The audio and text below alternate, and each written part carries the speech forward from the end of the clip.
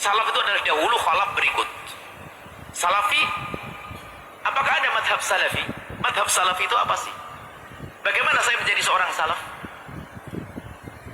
Apakah yang dinamakan salafi itu adalah orang apa mengikuti Nabi dan sahabat Nabi begitu?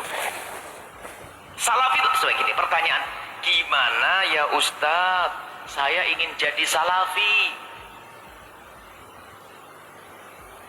Kembali kepada kitab dan sunnah Nabi. Marhaba, saya mau kembali kepada kitab Al-Quran dan sunnah Nabi. Gimana caranya? Ambil Quran, ambil hadis Nabi. Mungkin saya gila dulu Ustaz, saya ini pensiun baru Iqra.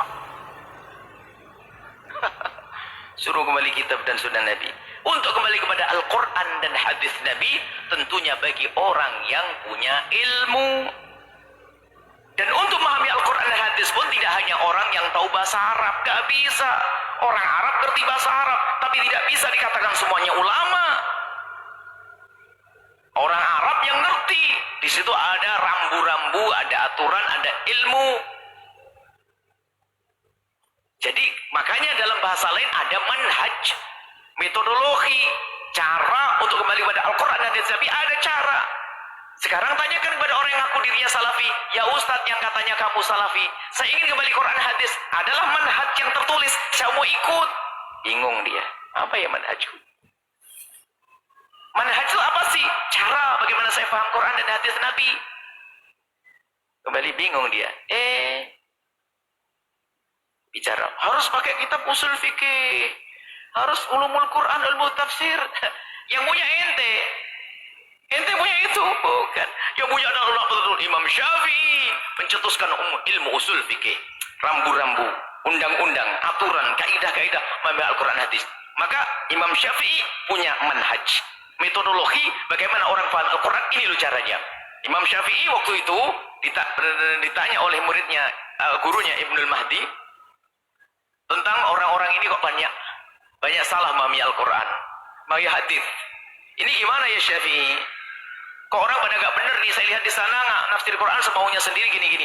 Maka Imam Syafi'i menulis kaidah satu demi satu, kaidah dikirimkan kepada Ibnul Mahdi. Setelah itu kaidah dikumpulkan, ternyata ini kaidah bagaimana memahami Al-Quran dan memahami hadis Nabi SAW, disebut dengan istilah Risalah. Kitab Risalah adalah kitab usul fikih yang dikumpulkan Imam Syafi'i. Setelah itu madhab Malik juga punya kaidah, cuma belum dibukukan. Setelah itu madhab Malik membukukan juga, madhab Hanifi membukukan, madhab Syafi'i membukukan. Jadi mereka ada rambu-rambu lah. Dengan dawabit rambu-rambu inilah kembali kepada Al-Quran dan hadis Nabi SAW. Maka untuk menjadi salafi adalah bermadhab. Saya madhab Syafi'i, maka saya salafi. Ya kita itu loh yang salafi. Yang gak mau bermadhab, lah ikut siapa? Coba, yang mengatakan tidak mau bermadhab, bagaimana kau paham tentang am dan khos? Bagaimana kau paham mutlak muqayyad? Bagaimana kau paham tentang nasih mansuh? Dari mana kau ambil ilmu itu semuanya? Saya ngintip dari Imam Syafi'i. Ya sudah ngintip, nanti suka ngintip. Sudah mengintip, ngaku dia paling hebat. Nggak begitu caranya. Kita insaf, sealim apapun orang madhab Syafi'i seperti Nawawi, insaf, aku alim. Tapi pun demikian ilmu ini manhajku, cara memahami fikihku, aku ambil dari manhaj Syafi'i.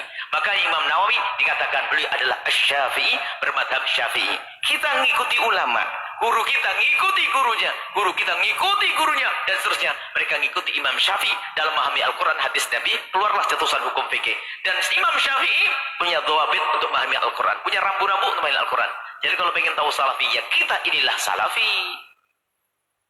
Nah, tapi kok itu ada pokoknya kalau orang ngaku salafi, ya enggak bermadhab, ya bukan salafi lagi. Madhab itu apanya Pak? Ngikuti manhaj memahami Al-Quran hadis. Yang enggak pakai madhab Syafi'i, Hambali, Maliki, Hanafi, enggak ada manhaj dong. Terus pakai apa? Dia pakai ilmu hebat, kira-kira saja. Itu enggak mungkin. Harus bohong kalau tidak ikut Imam Syafi'i, bohong kalau tidak lewat Imam Malik. Kalau kita kan diajari tawadhu, insyaf, mau kita intisab kepada guru, guruku siapa? Ini ikut sampai nyambung. Ini salafi adalah orang yang mengikuti Al-Quran dan hadis Nabi SAW. Sekarang ada orang mengatakan, kita sholat seperti sholatnya Rasulullah, bukan seperti sholatnya madhab Syafi'i. Ada orang, hebat benar nih orang. Kita sholat seperti sholatnya Rasulullah, bukan sholat seperti madhabnya Syafi'i, bukan seperti sholatnya madhab Malik. Ini kan orang kurang ajar kepada mazhab Syafi'i. Seolah mengatakan Syafi'i sholatnya tidak seperti sholatnya Rasulullah. Satu. Yang kedua, dia akan mengatakan aku lebih hebat dari Syafi'i. Orang akhir zaman ngomong begitu. Ini model-model orang akhir zaman membuat kerusakan di muka bumi ini. Dan umat menjadi retak. Umat menjadi tidak akur, tidak indah di saat munculnya orang-orang semacam ini.